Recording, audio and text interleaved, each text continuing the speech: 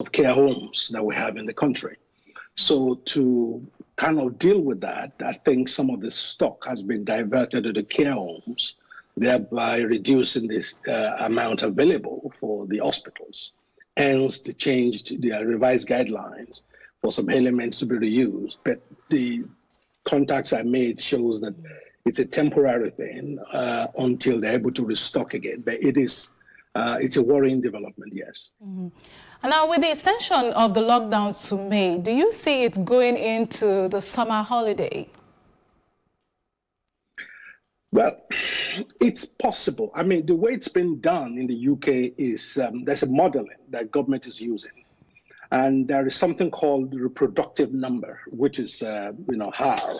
And what that means is 5 years ago, a survey was done of how many people we interact with on a daily basis. And that was benchmarked. And the same survey was done within the last couple of weeks. And they found out that the interactivity of each individual has reduced by 70%.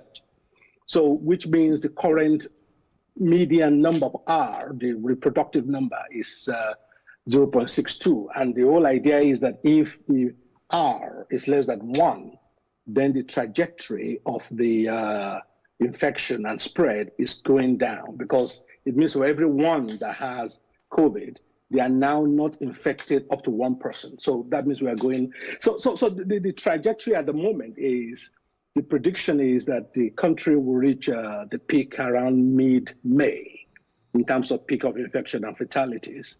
And then from there, the expectation is that the curve will begin to come down. So yes, it is well possible that clearly by summer, even if we don't have a full lockdown, we might have partial lockdown or some restrictions that will go way into September and beyond. Mm-hmm. I mean, talking about fatalities and infections there, we've seen also in the news and hearing of more doctors and nurses who are being infected and some dying from COVID-19. Do you think the NHS is getting enough, as regards this? Well, I mean, based on the record as of yesterday, 50 NHS frontline workers have died as a result of COVID-19. In terms of whether they are getting, the government is trying. I mean, these are difficult times for everybody. I mean, there are those who have accused the government of being slow to pick things up, and the slowness, therefore, allowed this community spread to take place before government now started acting. But be that as it may, right now, I believe the government, they are trying. The challenge, is that for the COVID-19, there are in the UK, at least in the UK, there are 3 accepted risk factors, and there's a 4th one that is that government is not clear about yet. The first risk factor is age. We know those who are above 70 are more likely, to die as a result of it. The second risk factor that is confirmed is underlying medical condition. So if you have a condition already that is of respiratory nature, that might affect your ability to survive. The third risk factor is being male, because it showed that 60% of those who have died are male.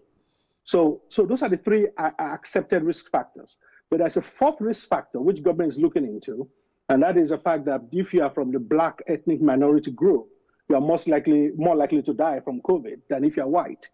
Now, government, they don't understand why that is the case yet, but they are looking into that.